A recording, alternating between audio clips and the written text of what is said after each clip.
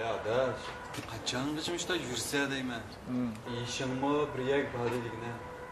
Kaçangıç Fahriye deb izchaq eslab yursa deyman. Abi yaxshiroq qizni bilan deb to'yoni qilsam. Qurban. Ben onu yaxshi ko'raman. Sen meni bilasan. Men yaxshi ko'rgan odamimni cho'qim olaman. Shuning uchun Fahriye bilan arlaşqa. Unda o'z baxtini ko'rli, ha?